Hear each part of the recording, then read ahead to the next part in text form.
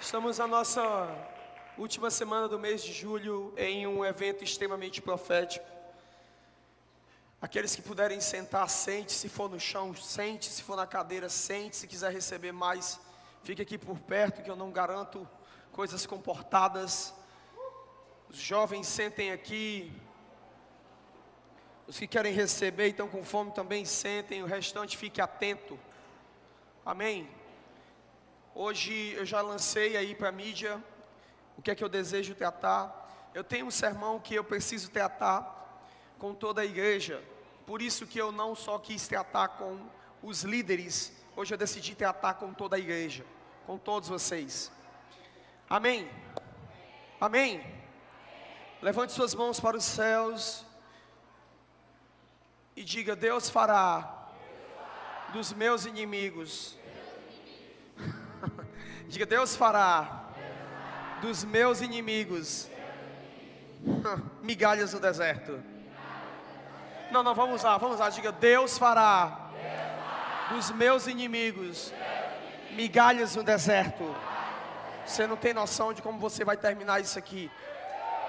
Você não tem noção. E se você diz assim: eu não tenho nenhum inimigo, pastor, então eu sinto te informar que você está terrivelmente equivocado. E hoje eu preciso trazer você para dentro de uma realidade que eu já tenho conversado com alguns líderes, já tenho conversado com a nossa liderança. Nos últimos meses nós temos falado sobre batalha espiritual e tomada de território. Batalha espiritual e a luta contra principados e potestades. Esse tempo onde nós estamos nos movimentando dentro da fase arco de Jeú, não se engane. Aquele povo ali que estava dançando, cantando, tocando o tambor, né, no meio da beira-mar, não estava fazendo algo aleatório, não estava fazendo algo, era só uma marchinha, uma brincadeirinha. Não, nós estávamos sendo intencionais. Mas espera aí, vocês estavam brincando, justamente. Agora me pergunte por quê? Confundindo o inimigo. Sun Tzu diz: confunda o inimigo. Confunda, deixa o inimigo confuso. Ele não sabia. Mas ali nós estávamos marchando e derramando óleo, e decretando, e orando, e falando. Os efeitos disso são terríveis, do que Deus tem feito e do que Deus vai fazer. Nos próximos meses nós estaremos adentrando dentro da cidade, dentro das zonas das cidades, multiplicando tudo isso. E trazendo um impacto. Eu estava hoje na nossa reunião de cobertura com o apóstolo Victor, e ele estava comentando uma palavra. Quantos aqui já assistiram a série Narcos? Levante sua mão. Assistiram? É chocante, não é? Bem no começo da série ele fala que o nome daquele tipo de história é uma fantasia real, porque é tão fora da realidade que parece fantasia, mas é real. O que aconteceu é real. Você sabia que os cartéis da Colômbia, eles influenciavam o mundo inteiro com o tráfico que existia lá, não sabia? E que o governo não tinha mais capacidade de lidar com o tráfico que estava enraizado em todas as estruturas da sociedade. Vocês sabiam disso?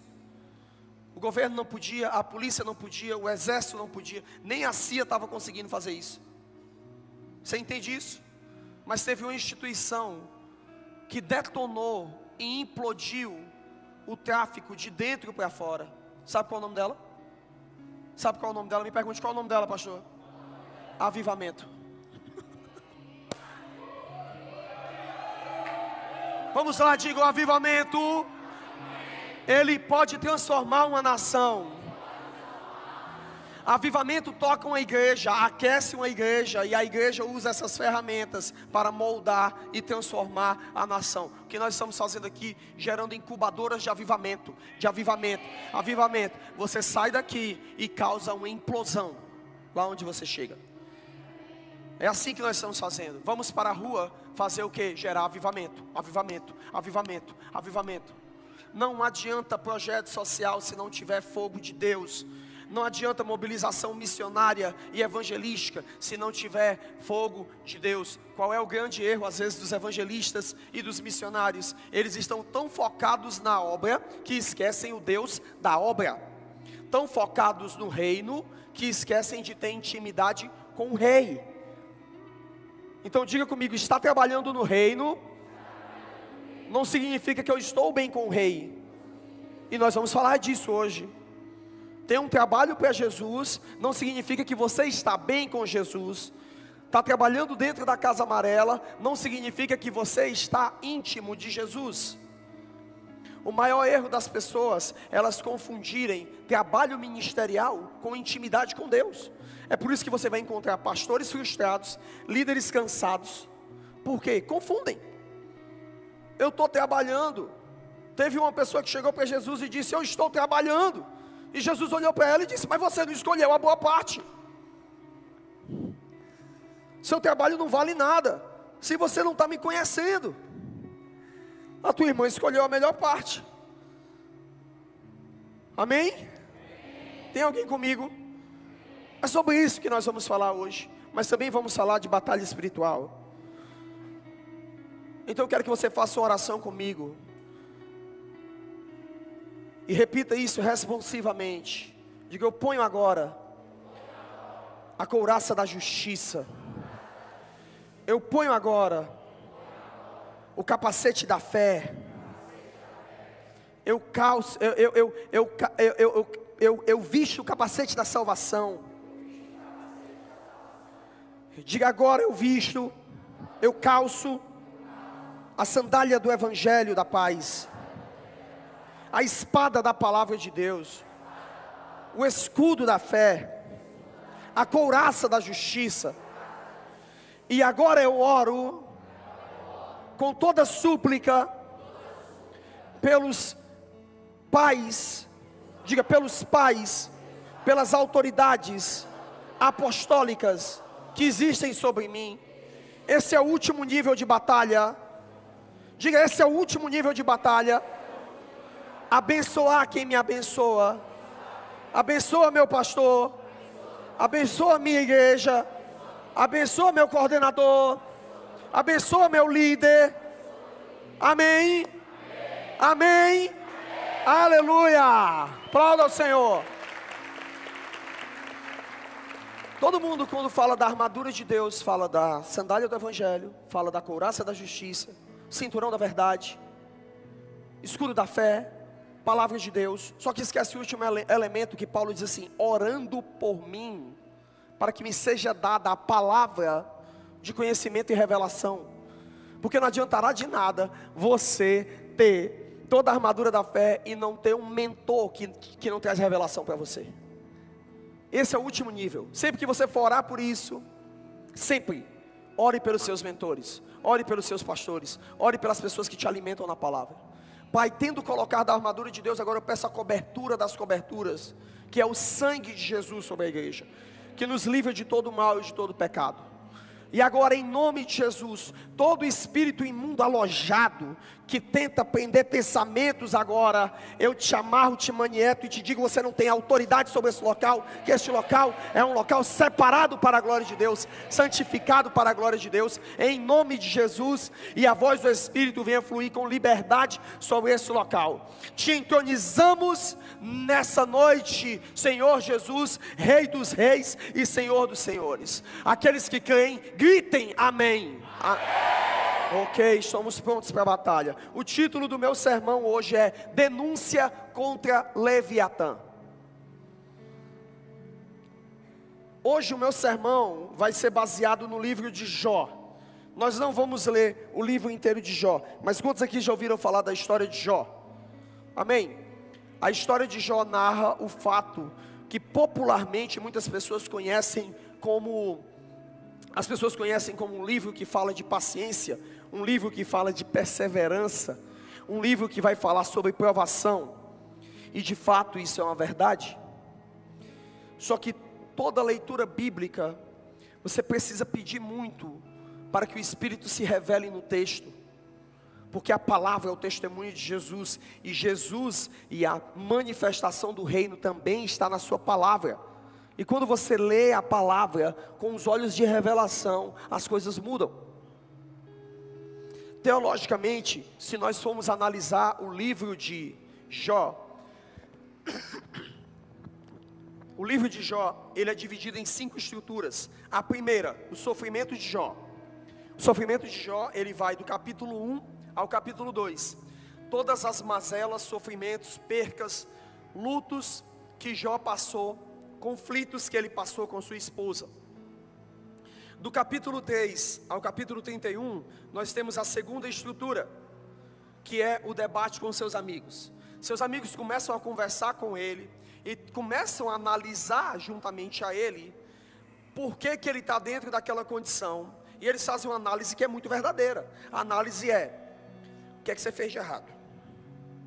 O que é que aconteceu para Deus te punir desse jeito? Porque você precisa entender que uma pessoa que perde a casa, uma pessoa que perde os bens, uma pessoa que perde os filhos e sua riqueza, no mesmo momento, essa pessoa no mínimo está com alguma coisa muito errada com Deus. Esse é o pensamento, diga comigo, o pensamento da acusação. E o pensamento da acusação às vezes vem sobre você, e ele bate na sua porta tão forte. Você está vivendo a vida, e algo acontece, e esse algo que acontece não é vontade de Deus.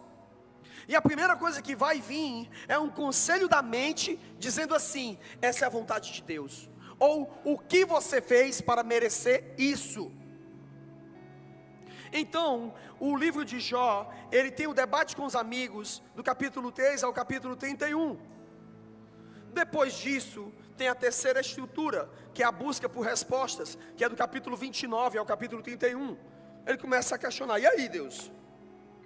Aqui ele começa a conversar com Deus. Aqui ele começa a questionar Deus. A pergunta agora, falar com os amigos era até fácil, porque tem um momento que você consegue resistir às pessoas, mas quando você está sozinho, meu irmão, eu já passei por essa circunstância, em que você tem 23 horas e 30 minutos, Carol, de fé, mas tem 30 minutos, que é a hora mais negra do seu dia, que é quando a fé não está, que é quando a dúvida bate a porta, que é quando o medo aperta teu coração, e você faz perguntas cruciais para Deus: por quê? O que é que está acontecendo? Eu me perdi, eu errei. E talvez esses 30 minutos eles são massacrantes. Você passou o dia inteiro, amém, vai dar certo, eu vou prevalecer, Deus vai me abençoar, Deus vai me levar. Mas tem aqueles 30 minutos que por que, Deus? Graças a Deus só eu vivi essa situação aqui. Graças a Deus só eu passei por essa prova. Graças a Deus só eu tive medo em um momento do dia. Vós sois fortes, graças a Deus. Mas talvez essa palavra sirva para alguém que está aqui nessa noite. Mas aí entra a quarta estrutura, a intervenção divina. É quando Deus começa a falar. Porque no silêncio Deus grita, irmão. No silêncio Deus grita. E aqui é a intervenção divina, do capítulo 38 ao capítulo 41. E por fim nós chegamos à restauração, que é a última estrutura, a quinta estrutura, que é no capítulo 42, do versículo 10 ao versículo 17. É quando Deus restaura. Sabe, Deus é um Deus de restauração. Amém, amém, diga isso, amém. Sabe o que é Cristo? É a restauração do primeiro Adão. Só que tem uma coisa que, anote isso: nada que Deus restaura, Ele deixa igual à forma anterior.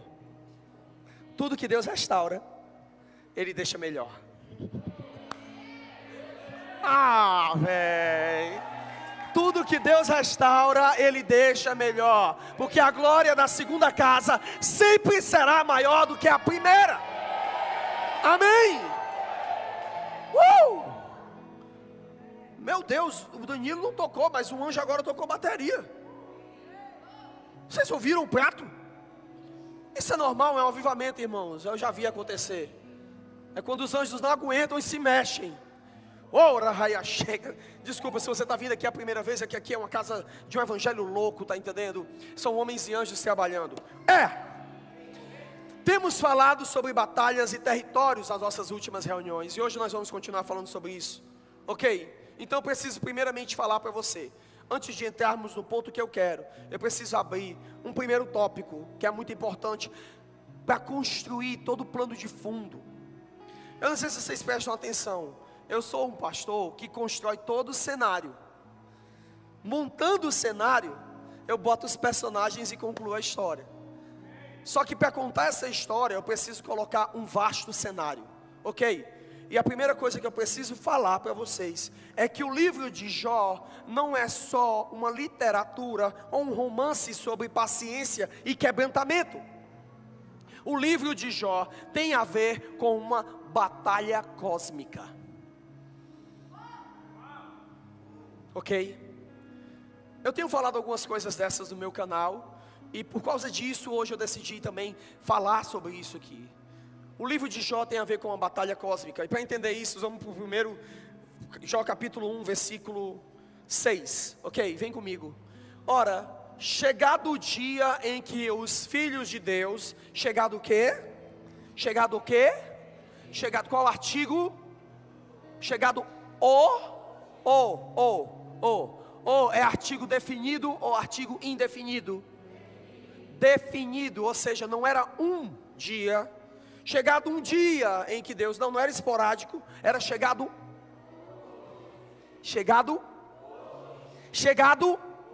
é porque tinha o dia da reunião. Diga uau. Chegado o dia em que os filhos de Deus vieram apresentar-se perante o Senhor, veio também Satanás entre eles. Sabe o que me assusta? É que o Senhor é rei sobre toda a criação. E dentro da agenda de Deus, Ele tem um período que Ele presta contas com todos os principados e potestades, inclusive os das trevas. Inclusive, porque Deus é Deus sobre tudo e sobre todos. Preste atenção nisso. E o Senhor perguntou a Satanás: de onde vens? E Satanás respondeu ao Senhor, dizendo: de rodear a terra e de passear por ela. Ele estava andando no 42. Pegou o 42 ou o grande circular 2 e saiu. Passear e rodear a terra. Ok?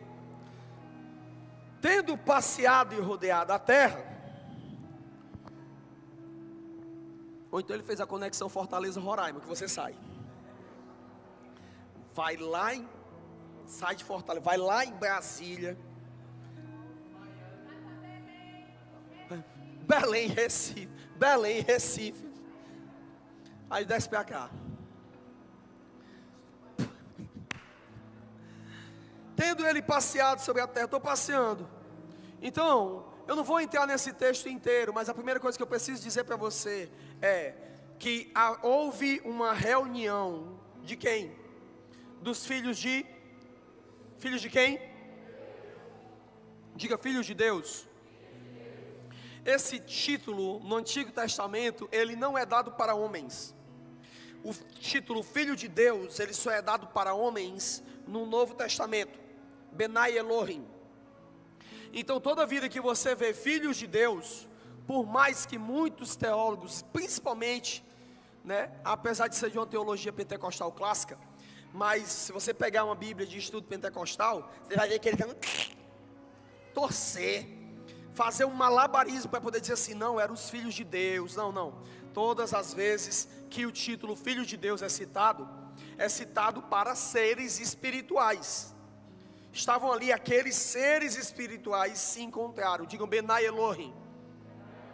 Ok?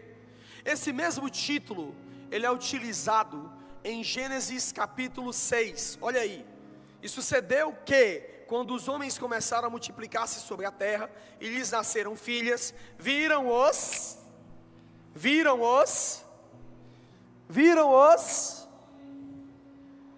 muda o texto, né? Viram o quê? Que os filhos de Deus, que as filhas de Deus eram formosas, tomaram para si mulheres todas as que escolheram. Continua? Eu acho que não. Pronto, deixa aqui. E dali o texto seguinte vai dizer: nasceram-lhes gigantes. No original, Néfilins, caídos. Nasceram seres caídos. O que a Bíblia está dizendo em Gênesis 6? Segundo algumas literaturas, vai se entender que houve uma rebelião nos ares, e alguns seres desceram até a terra e fizeram pactos com os homens através de tecnologia, e essa tecnologia que foi dada aos homens foi paga através das suas filhas. Tanto que você vai ver que é muito comum o homem sair da cultura como é que se chama? Coletora e caçadora, nômade, e de repente ele já cai na idade do bronze. Ele já está dominando o aço, ele já está dominando material alucinógeno, ele já está criando, as mulheres já criaram maquiagem. Tem uma literatura judaica que vai explicar o que é isso, o que aconteceu, mas não é o ponto que nós vamos falar hoje. O que eu estou querendo dizer é que, preste atenção, o título Filho de Deus é citado lá em Jó. O começo do livro de Jó teve uma reunião com os filhos de Deus. Deus estava tendo uma reunião com o conselho espiritual dele, com um conselho, e o que esse conselho é, ninguém sabe. Nós vamos começar a investigar o que é esse conselho. Em Gênesis 6, nós entendemos que houve o quê? Uma rebelião, e essa rebelião, ela prejudicou a terra de tal forma, que a terra teve que ser resetada. Segundo o doutor Adalto Lourenço, a terra, naquela época do dilúvio, ela estava entre 4 bilhões e 4 bilhões e meio de habitantes. Você está vendo? É um pouco mais da metade do que nós temos no planeta hoje. Olha o tanto de gente que tinha no planeta. E segundo alguns teólogos e estudiosos, a tecnologia daquele tempo, ela não ficava muito atrás da nossa. Tanto que alguns estudiosos e alguns artefatos arqueológicos estão colocando em xeque toda a história da humanidade. Porque você está tendo escavações que estão sendo encontradas no mundo com um registro histórico superior a 25 mil anos. Outras com 13 mil anos. Vários sítios arqueológicos estão sendo encontrados ao redor do mundo. Poxa, pastor, que papo mais... Eram os alienígenas nossos ancestrais? Eu sei que parece estranho, mas eu quero dizer para você que não eram alienígenas. Eram seres espirituais influenciando a humanidade. Diga, seres espirituais. Nos dias de Noé. Segura só essa, abre aqui só uma pausa para pensamento. Abriu um pop-up aqui, e esse pop-up diz assim: os dias da vinda do Filho do Homem serão dias como os de Noé.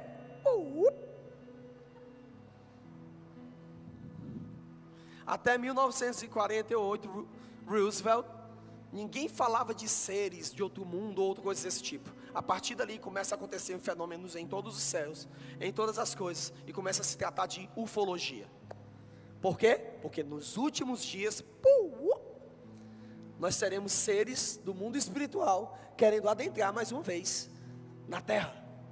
Guardou isso? É só para deixar você curioso mesmo. Continuando, quer saber mais sobre isso? Teremos escola de escatologia em breve.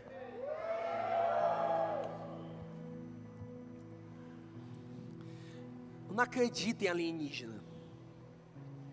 Não me vem perguntar isso depois não, pelo amor de Deus. Tá bom? Por favor, na minha caixa de pergunta, não me venha perguntar. Pastor, eu vi um ET no meu quintal. Era teu vizinho. de cueca fazendo alguma coisa estranha. Ok? Diga Gênesis 6. Diga Gênesis 6. Seres espirituais se corromperam. Eu vou dar só um pequeno salto. Enoque é chamado por Deus para anunciar juízo a esses seres. Parte deles são jogados em cadeias eternas. Isso é explicado em Pedro e em Judas. Ok? Esse assunto é deveras vasto. E o que tem a ver com o que o Senhor está falando hoje? Tem a ver com o que eu preciso te explicar. Qual cenário você está hoje? Você que acredita que não tem nenhum inimigo. O problema é que após Gênesis 6, esses seres se espalharam sobre o planeta. E entenderam que a adoração, ela alimentava o poder desses deuses, ou desses seres.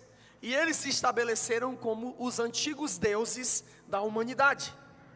Segundo o relato da cultura judaica, eles desceram, 12 desses chefes desceram sobre um monte.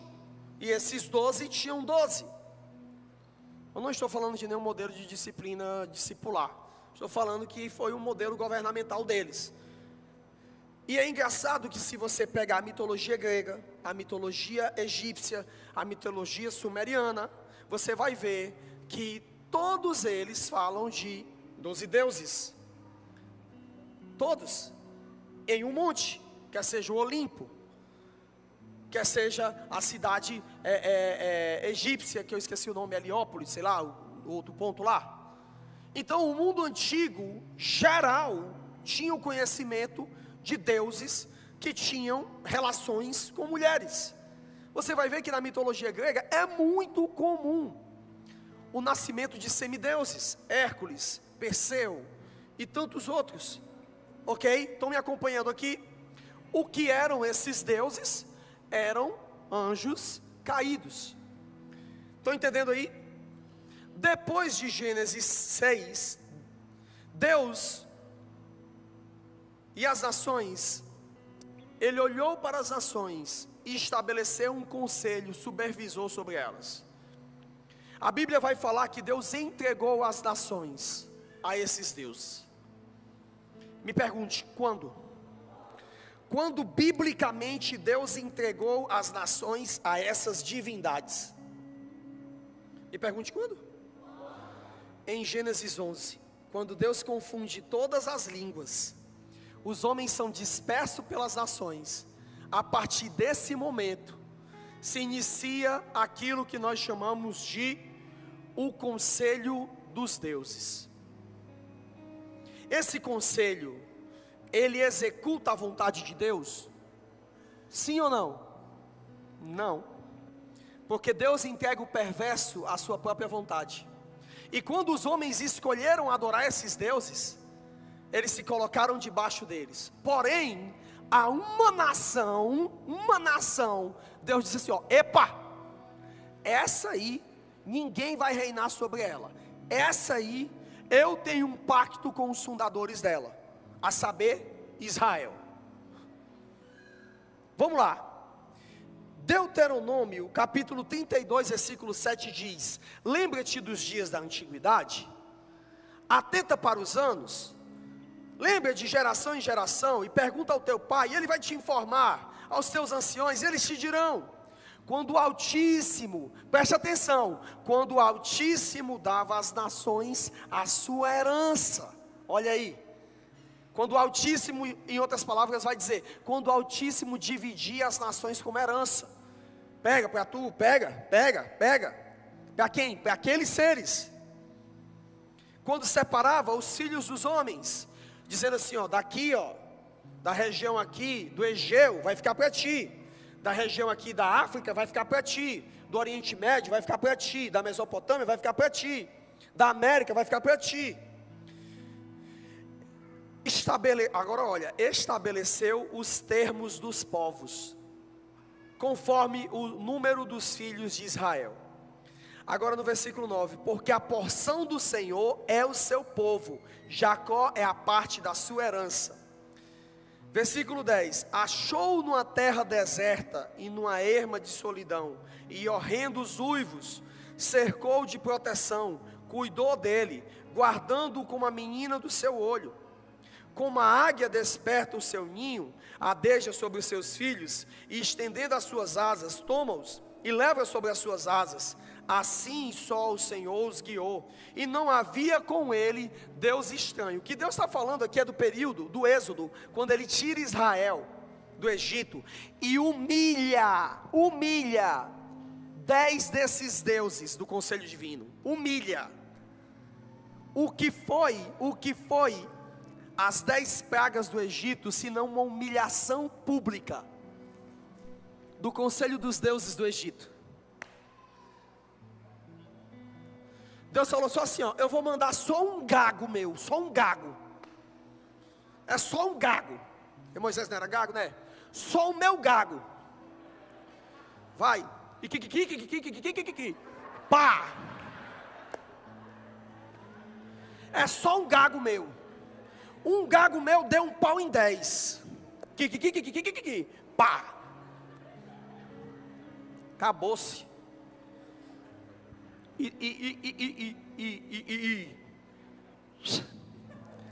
Vapo. Só um. Deus humilhou. Diz: Deus levanta avivalistas para humilhar principados e potestades. É isso que Deus faz. Se Deus fez isso com um gago, imagina com tu, Emerson. Não está muito diferente.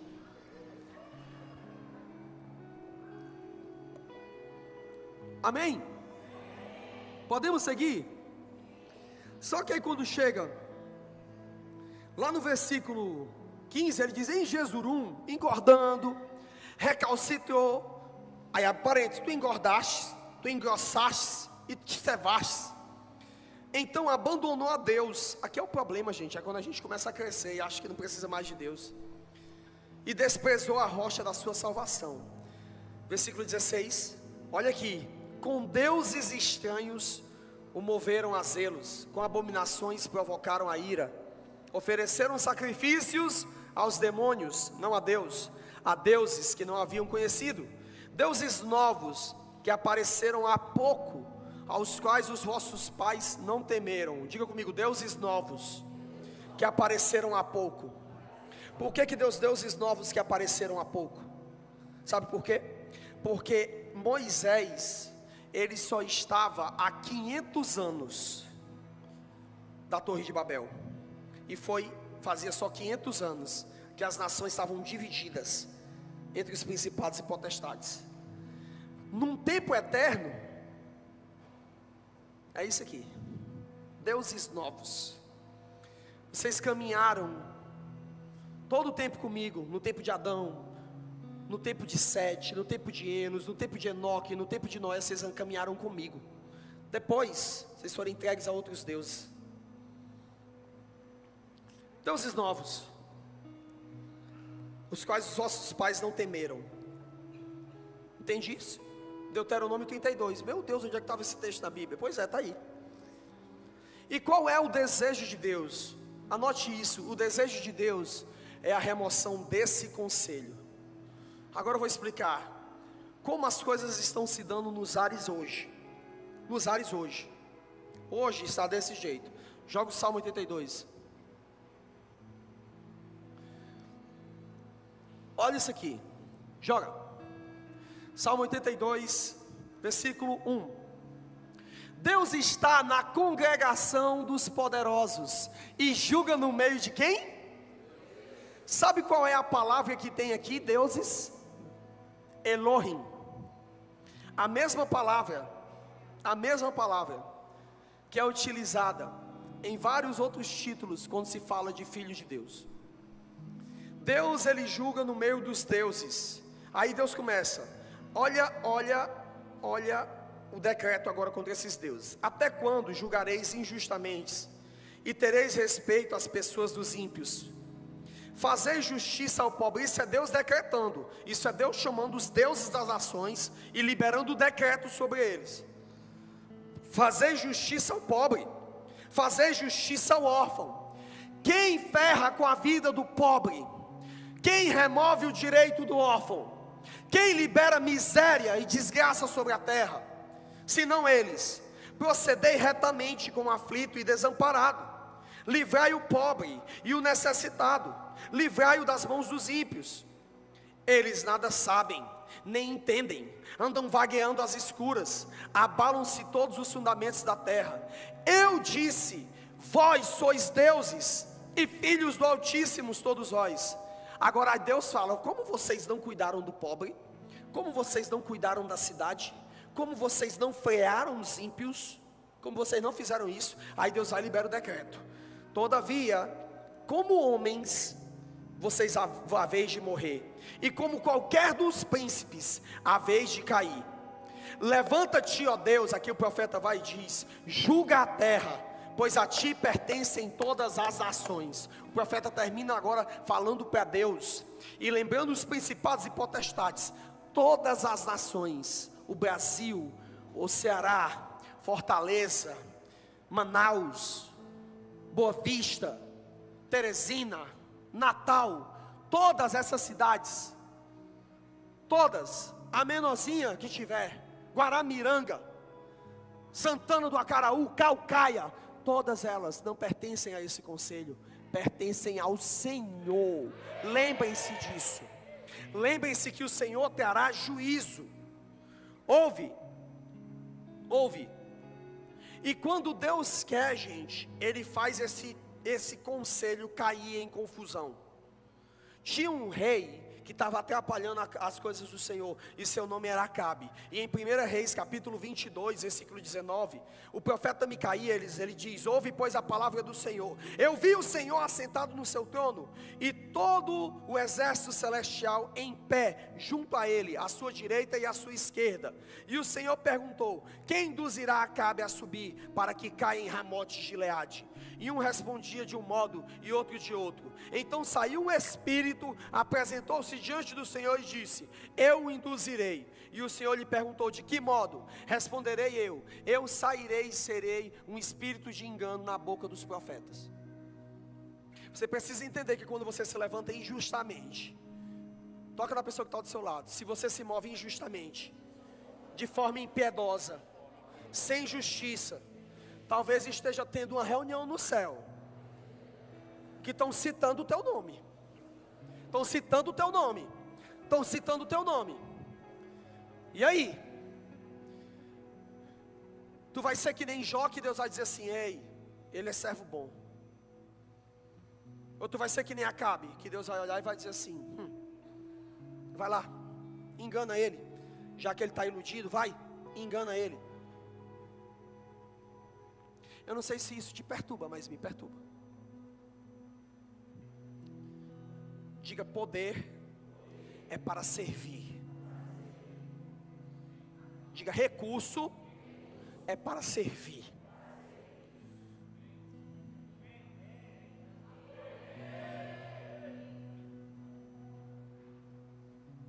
É para isso. Se não for para isso, talvez Deus esteja dizendo do céu: ei, eu vou remover. Eu vou remover. Tem alguém vivo aí? Vocês entenderam que existem principados sobre as nações? Diga comigo: existem principados que lideram potestades. Os principados atuam em territórios. As potestades atuam em pessoas. As potestades estão debaixo da autoridade dos principados. E a gente tem que entender que tem principado que ele toca um bairro. Tem principado que ele toca uma cidade. Tem principado que ele toca uma nação. Agora diga comigo: tem principados. Diga: tem principados que tocam as eras. Leviatã é um deles. Jezabel é outro. Lilith é outro. São principados que eles são atemporais. Eles se moveram no passado. Jezabel se moveu no passado. E Jezabel vai estar lá em Apocalipse. Por quê? Porque Jezabel, principados dessa magnitude, eles só são reprimidos pela voz profética e apostólica. Cabe a cada geração que existe dizer assim, ó, epa, levanta-te, Senhor. No meu turno não. No meu turno não. Só sobra suas mãos e as palmas dos pés. Aí ela vai querer se reconstruir na próxima geração. Lembra quando C.S. Lewis, ele escreve a batalha contra a feiticeira branca, que ela é morta. Lembra no livro, quem não assistiu, quem leu o livro, quem assistiu o filme vai lembrar, que no final do filme, o leão, a feiticeira e o guarda-roupa, a feiticeira branca, ela morre. Mas quando chega no cadeira de prata, ela está viva novamente. Só que agora ela é a feiticeira verde. E ela usa o engano. É a mesma feiticeira, com ferramentas diferentes. Toda geração vai ter que lutar contra Leviatã, Jezabel, Lilith. Toda geração. Porque toda geração ela vai se reconstruir. Mas cabe a cada geração resistir. Quando a geração não resiste, Deus diz, eu vou tirar seu castiçal, porque você tolerou Jezabel. Deus olhou para uma igreja em Apocalipse e diz, você tolerou Jezabel. Você aceitou aquilo que te intimidava. Você aceitou voz que te limitava. Sobre Jezabel, você quer saber, você assiste as outras ministrações. Hoje nós não estamos falando de Jezabel, nós estamos falando de Leviatã. Ok? Então anote aí, o que é Leviatã? É o espírito do medo. Hoje nós vamos socar a cara do medo. Pisar a cabeça dele debaixo dos pés de Jesus. Diga amém. Amém. Em Jó 41 nós começamos a entender sobre o que se trata o livro de Jó, de verdade.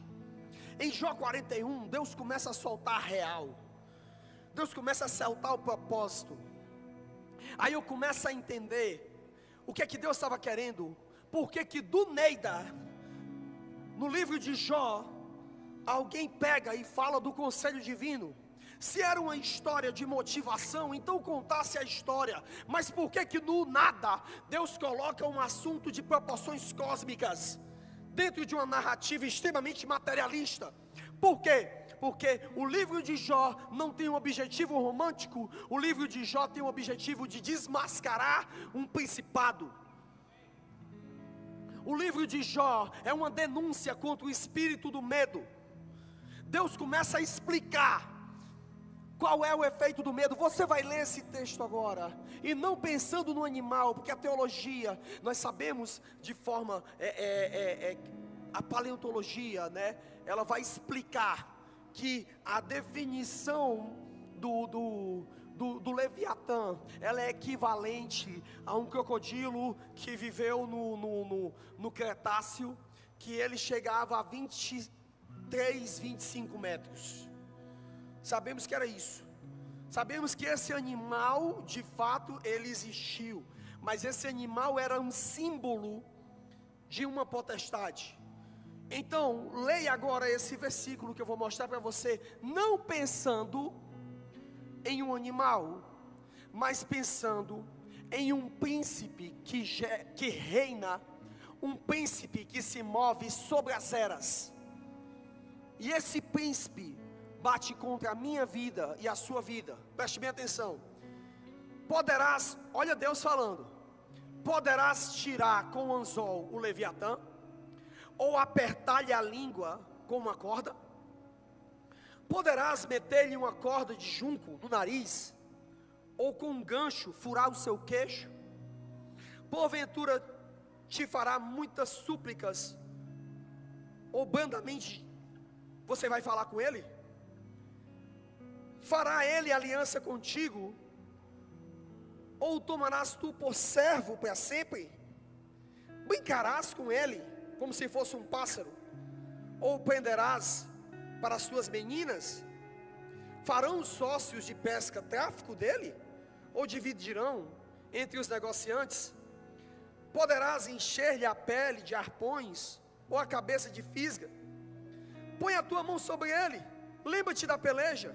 Nunca mais tu vai fazer isso se tu colocar a mão sobre ele. Sabe o que Deus está querendo dizer? Diga comigo, o medo é inegociável. Não tem como barganhar com ele. O medo, quando bate a porta, não tem como fazer uma sociedade com ele. O medo, quando bate a porta, não tem como tu negociar. Tem como eu não sentir medo. O medo, quando ele vem, ele é terrível. As manobras humanas não tem como vencer o medo. A medicação não tem como vencer o medo. O médico não tem como vencer o medo. A terapia não tem como vencer o medo. Quando o medo bate a porta, o que o Senhor está dizendo? Tenta brincar, tenta passar a mão sobre ele. Está vendo o que, é que vai acontecer com você? Diga: o medo é cruel. Eis que é vã a esperança de apanhá-lo, pois não será um homem derrubado só ao vê-lo. Ninguém há tão ousado que se atreva a despertá-lo. Quem, pois, é aquele que pode erguer-se diante de mim? Quem? Deus está começando a dizer a Jó assim: ei, o Leviatã é um principado que faz oposição perante a mim. O poder dele é tão espetacular que ele se levanta diante de mim para me peitar.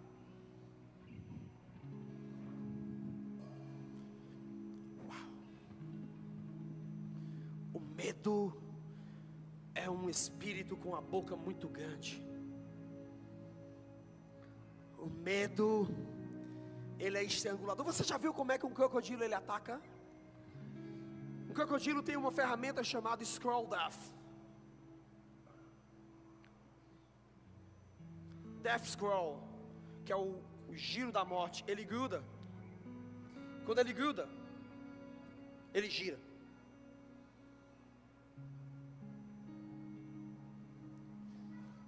Porque o medo vai te triturando. O medo vai arrancando partes de você. O medo vai mudando quem você é. O medo vai tirando aquela personalidade viva. O medo vai te enchendo de ansiedade. O medo vai te enchendo de culpa. O medo te enche de condenação, porque você poderia ter feito algo, mas você não fez porque você teve medo. O medo é um inimigo contra Deus. O medo está se levantando diante de Deus e diante de várias pessoas. Deus está dizendo: todos eles lutaram contra mim, usaram ferramentas humanas, e agora eles estão dentro do meu ventre. Eu engoli eles. Quantas pessoas perderam para o medo? Quantas pessoas foram derrotadas para o medo? Quem lhe pode tirar o vestido exterior? Quem lhe penetrará a couraça dupla? Quando eles se levantam, os valentes são atemorizados, por causa da consternação, ficam fora de si. Se alguém o atacar com espada, essa não poderá penetrar, nem tampouco a lança, nem o dardo, nem o arpão. Ele vê tudo que é alto, é rei sobre todos os filhos da soberba. Diga: Leviatã. Diga: o medo é pai e é rei dos soberbos. Aqui está a chave. O Leviatã, ele ataca com medo. Antes de falar o ponto final dessa mensagem, eu preciso te levar a explicar algo. 3 formas de ataque de Leviatã. Leviatã, ele ataca famílias sacerdotais. Leviatã, ele não ataca simplesmente qualquer pessoa. Diga, ele ataca pessoas exponenciais. Anote isso. Ele ataca famílias de alta rentabilidade. E eu não estou falando de famílias que têm dinheiro. Eu estou falando de famílias que têm potencial. Você olha para a sua família, talvez você diga assim: na minha família só tinha bêbado, na minha família só tinha prostituta. Porque talvez eles foram vítimas de Leviatã. Foram pessoas atemorizadas, castradas, limitadas, amarguradas, mortas. Todo espírito imundo de medo de Leviatã, eu preciso te dizer agora: você está amarrado, detido. O Senhor vai fazer pizza no asfalto de você hoje.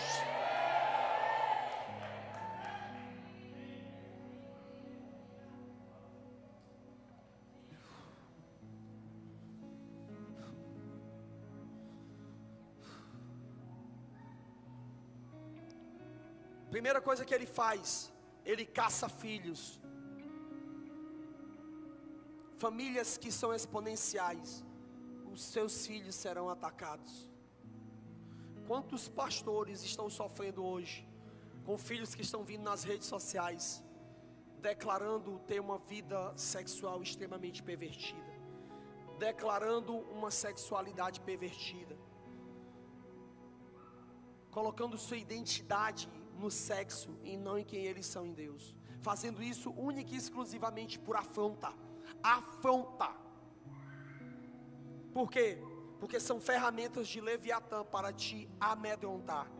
E quantos pais estão com os filhos dentro da igreja, mas com o coração cheios de medo? Eu escolho crer na promessa. A palavra diz: eu e minha casa serviremos ao Senhor. A palavra diz: ensina a criança o caminho em que deve andar. Quando ele crescer, ele vai ter um código mental que ele não vai conseguir sair.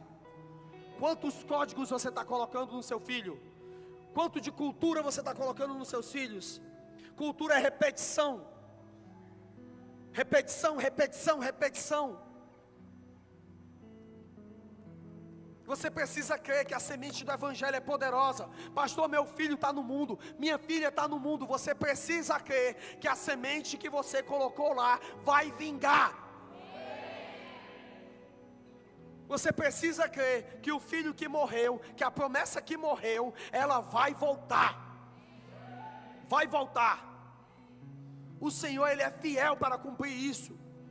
A segunda coisa que Leviatã faz, ele enlouquece mulheres por causa da dor. Famílias sacerdotais, entendam isso: as mulheres serão atacadas. Eu estou falando em enlouquece, enlouquece mesmo. Ele ataca a tireoide, ele ataca a ansiedade, ele ataca os hormônios da mulher. É um espírito terrível. Tem tantas mulheres que estão aqui e estou pensando assim: meu Deus, será que eu estou enlouquecendo? Você precisa de um marido sacerdotal, que não permita você entrar dentro do abismo das suas emoções e te diga: venha para cá. Aqui é a palavra que o Senhor nos deu. Aqui é o que o Senhor falou conosco. É nesse local, nós não sairemos. Ainda que ela esteja espasmo, ainda que ela esteja ali convulsionando nos seus pensamentos, homens sacerdotais, se levantem como Jó. Ei, você está falando como uma louca, essa não é a sua identidade. Você está falando como uma desequilibrada. Eu entendo a sua dor, eu entendo o processo que você está passando. Calma. Eu acho que Deus está falando com alguém hoje aqui. Eu acho que Deus está dizendo para você: calma, você não está ficando louca.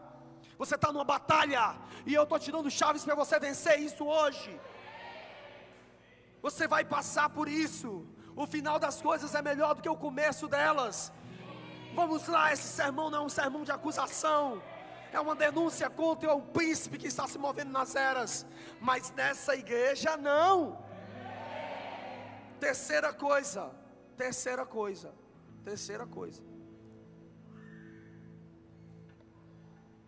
Que Leviatã faz, ele adoece ministros. Preste bem atenção. Ele adoece filhos em potencial, filhos de Deus. Quantos destinos que agora estão liberados por Deus, Leviatã vê e coloca uma doença. E a doença vem, e junto com ela, o medo. O medo. A doença no filho, ele está caçando o filho. A doença no esposo, está caçando o esposo. Cônjuge doente, o outro começa a enlouquecer. Crise. Esse sermão não nasceu fruto de uma experiência teológica. Esse sermão nasceu porque ano passado eu passei o ano inteiro lutando contra ele. Eu lutei contra ele 11 meses. Eu lutei contra esse principado. Eu vinha de uma temporada fantástica. Tinha acabado de chegar das minhas férias nos Estados Unidos. Levei meus filhos, foi algo lindo. Estou indo para a academia sexta-feira, nunca me esquecerei. William, teu irmão morreu.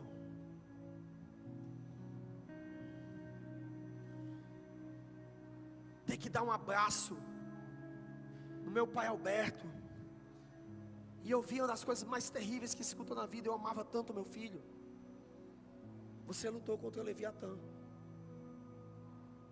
E você venceu.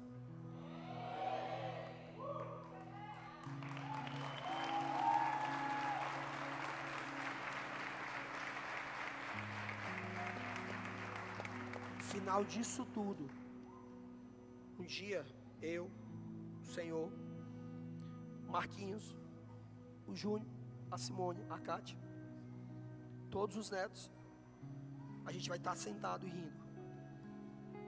E o Marquinhos vai estar contando como é que foi no céu, enquanto a gente estava aqui. Não é o final.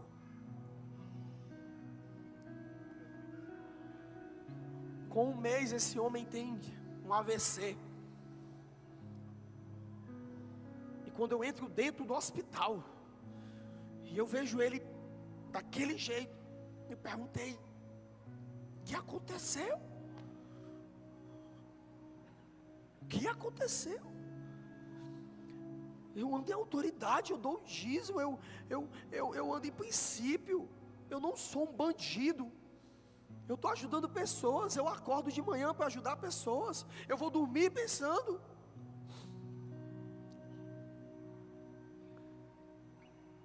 Enterrei um irmão, um pai desse jeito.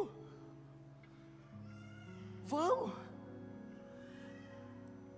Meio do ano, volto da escola de missões. Meu filho já não está escutando nada direito. Faz o exame, meu filho perdeu 50% da audição. O medo pressiona meu coração. Teu pai perdeu a audição, teu irmão perdeu a audição, agora é a vez do teu filho. No meu turno, não.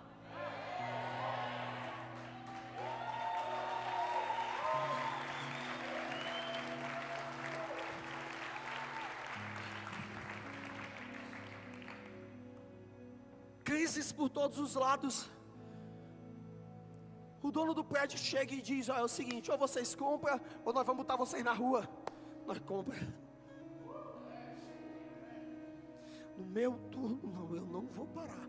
Eu não vou parar. Está na hora de se mudar, William. No dia que eu estou botando a minha mudança dentro do meu apartamento novo, o telefone toca. Minha mãe teve um ataque cardíaco. Eu com a mudança dentro. Eu estava subindo, eu estava transicionando. Quando você for transicionar, entenda, tudo vai dar errado. Quando você for transicionar, entenda, tudo vai querer te puxar para trás. Quando você for querer romper, Leviatã vai querer te puxar para trás. Você não vai sair daqui, você vai continuar aqui. Você vai morrer nessa terra, você vai morrer com seus sonhos aqui, até que você rompa e diga: não, eu vou, eu não paro, eu vou.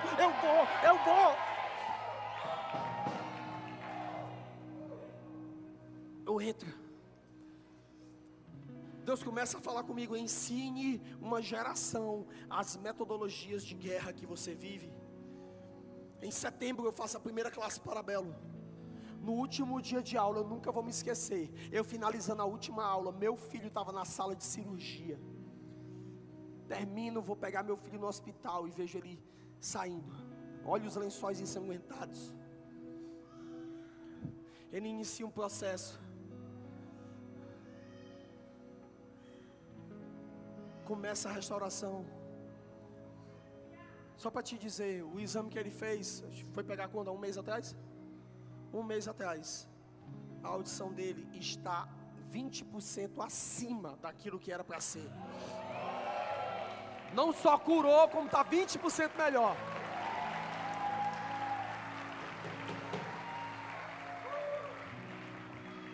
não posso parar, não vou parar, não vou. Todo dia quando eu cheguei no meu apartamento novo, todo dia eu olho para essa praia, eu me acordo e durmo diante de 2 portos, Porto do Mucuripe, Porto do Pecém.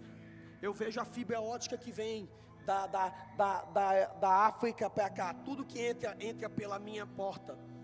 Eu vejo todos os navios que vêm. Eu vejo os aviões que partem para a Europa. Eu sou o guardião dessa praia. Eu sou o homem que Deus plantou numa torre de vigia.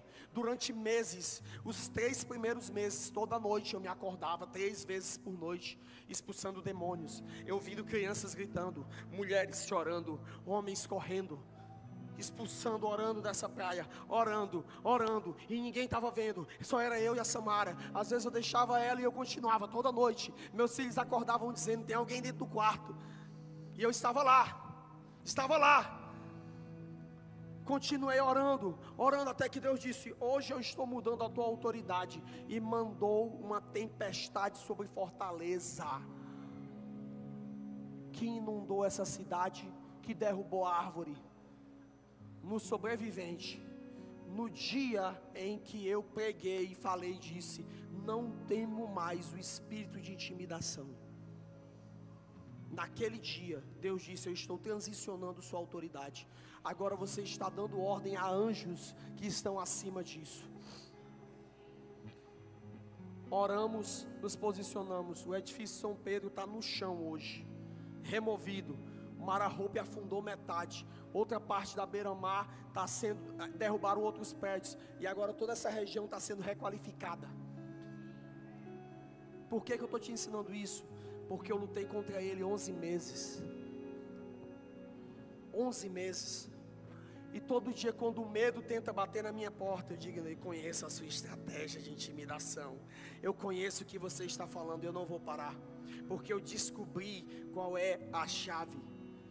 Como se livra do medo? A chave está nisso, anote, conhecendo a adoção.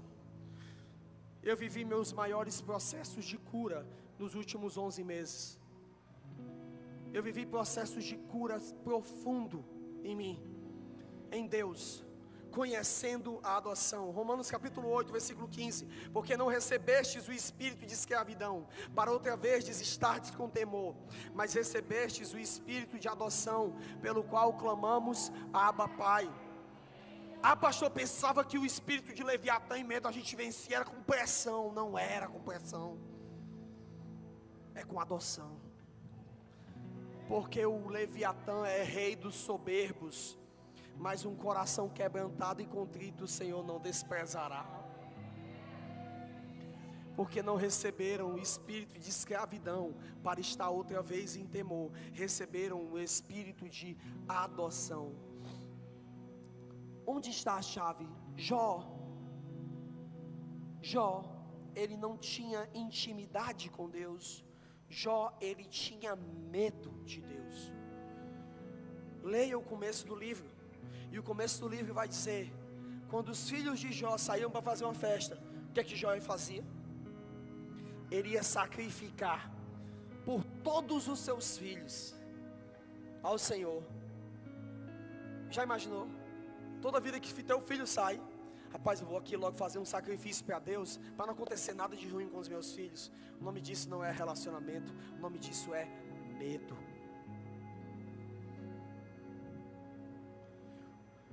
Vixe, homem, sabe uma coisa que eu descobri? Retidão, honestidade são também ferramentas da religiosidade. Tem muita gente que não faz as coisas erradas, não é porque ama ao Senhor, é porque tem medo. Tem muita gente que está aqui hoje porque tem medo de ir para o inferno. Rábia dizia, se eu te adorar por causa do inferno, queima-me no inferno. Se eu te adorar por causa do céu, exclua-me do céu. Mas se eu te adorar por quem tu és, não me esconda a tua face.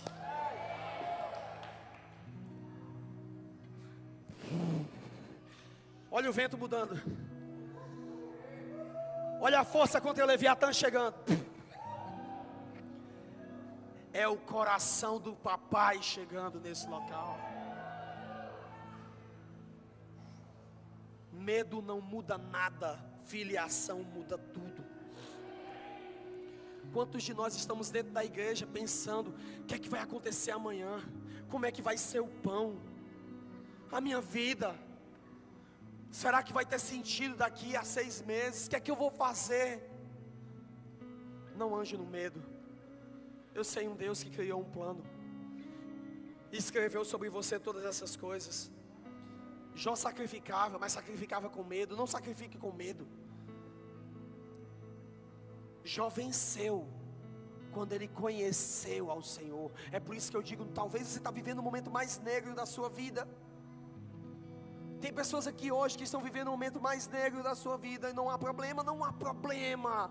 Você não é o culpado. Eu não estou aqui para te culpar. Eu não estou aqui como os amigos de Jó para te culpar e dizer que algo é culpa sua. Talvez você só foi uma vítima do tempo e da circunstância.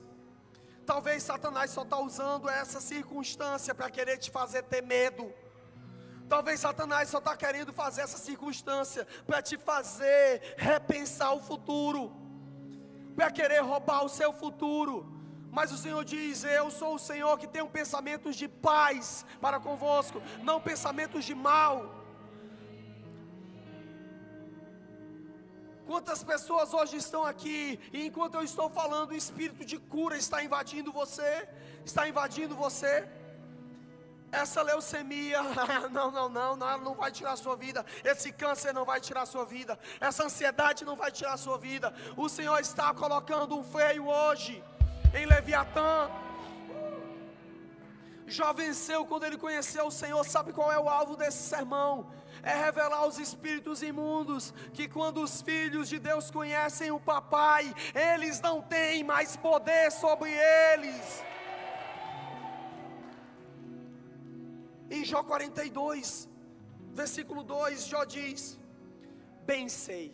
Jó estava na sarjeta, Jó estava mal, Jó estava ferrado, sem filho, a mulher louca, sem saúde, casa quebrada. Aí ele olha e diz assim: eu bem sei que tudo podes, e que nenhum dos teus propósitos podem ser impedidos. Você me criou para ser um cara próspero, eu serei. Você me criou para ser um pai de muitos filhos, eu serei. Você me criou para um casamento, eu serei. Eu serei. Você me criou para ser um progenitor de uma família, eu serei. Bem sei que tudo podes, e nenhum dos teus planos podem ser frustrados. Você me chamou para ser uma bênção. Hoje eu estou ganhando um salário mínimo, mas eu serei uma bênção. Eu vou levar e vou enriquecer muitas pessoas. Você me chamou para ser um investidor, eu serei um investidor. Você me chamou para levar muitas pessoas a você, eu serei. Bem sei que tudo podes, e nenhum dos teus planos podem ser frustrados. Aí no versículo 5 ele arremata e diz assim: antes eu te conhecia só de ouvir falar, mas agora os meus olhos estão te vendo. Tira a religiosidade, Pai, e coloca intimidade, Pai.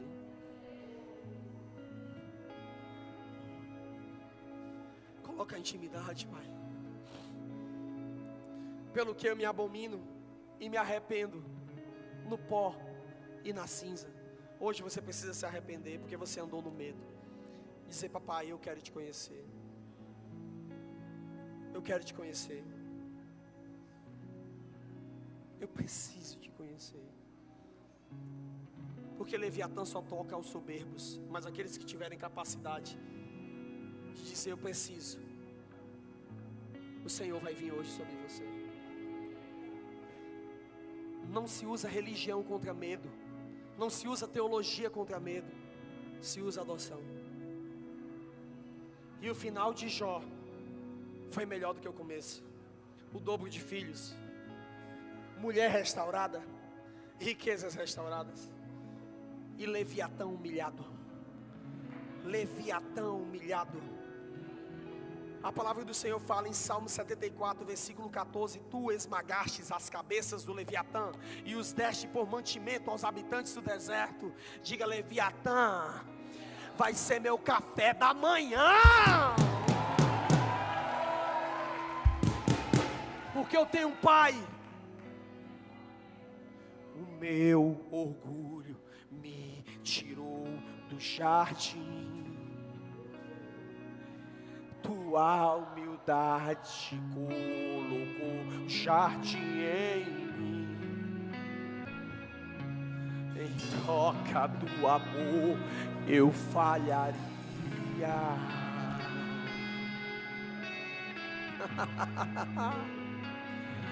Pois o amor não se compra, nem se merece. O amor se ganha, de graça o recebe. Eu quero conhecer Jesus. Eu quero conhecer Jesus. Espírito paterno, vem sobre esse local. Eu quero conhecer Jesus. Espírito paterno, vem sobre esse local. Eu quero conhecer. Eu andei com medo, mas hoje eu vou andar na adoção e ser achado nele. Quero conhecer Jesus. Eu estou abrindo mão. Eu estou tirando o manto do medo. Eu estou abrindo mão do medo e estou escolhendo ser filho. Jesus, e ser achado nele. Não mais o medo. O meu orgulho me tirou do jardim. Hoje vai ter um batismo de paternidade de Deus aqui. Sua humildade colocou jardim em mim. Batismo de paternidade. E seu benefício tudo que tenho em troca hoje do eu quero amor liberar tudo. eu falharia.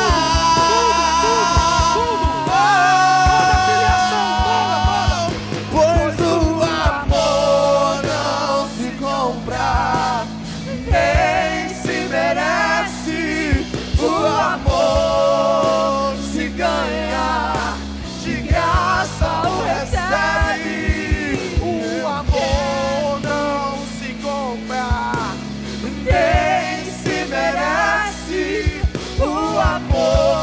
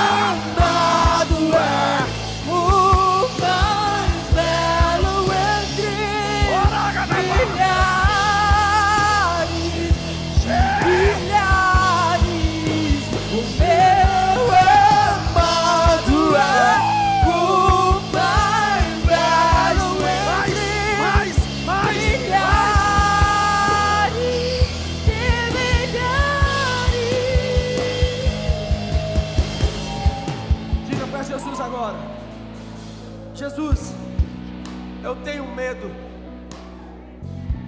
Não esconda. Diga para Ele: eu tenho medo disso. Dê nome aos bois. Confesse seus medos agora. Eu tenho medo. Eu tenho medo, Jesus. Mas hoje eu estou abrindo mão desse medo. Hoje eu estou abrindo mão desse medo.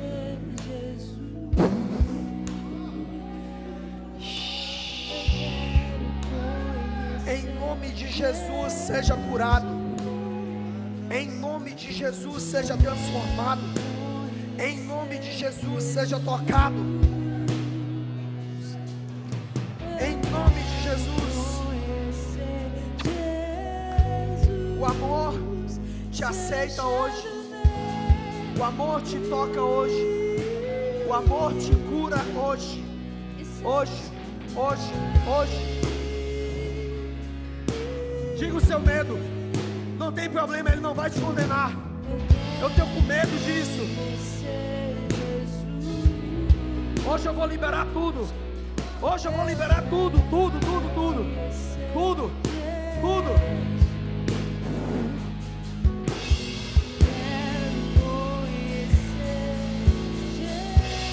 Não tem problema ter medo. Não tem problema. É uma metanoia que você está vivendo agora. Entrega o teu medo. Entrega o teu medo a Ele. E recebe a adoção. Onde você está, entrega o medo e recebe a adoção. Eu recebo a adoção. Diga comigo: eu escolho ser amado. Bote a mão no seu coração. Sinta o amor. Diga agora comigo: eu escolho ser aceito. Eu sou aceito. Eu sou amado. Diga: eu escolho ser escolhido. Diga: eu escolho ser perdoado. Eu sou o que a Bíblia diz que eu sou. Eu sou a imagem de Cristo. Eu tenho Jesus vivendo em mim. Jesus está em mim. E meu papai me ama. Diga: eu recebo o amor de Deus. Eu não resisto ao amor de Deus. Diga: eu me entrego do jeito que eu sou. Eu desisto de querer me consertar. Eu desisto de querer me consertar. Eu me rendo hoje para Ti, do jeito que eu estou. Todo quebrado, fracassado, cheio de medos. Toma a minha vida. Toma essa coxa de retalhos nas Tuas mãos e usa para a Tua glória. Eu estou aqui, um vaso quebrado, mas eu sei que nas Tuas mãos eu serei um vaso de honra, porque eu sou amado. Diga isso: eu sou amado. Diga essa verdade: eu sou amado. Eu sou escolhido. Eu sou perdoado.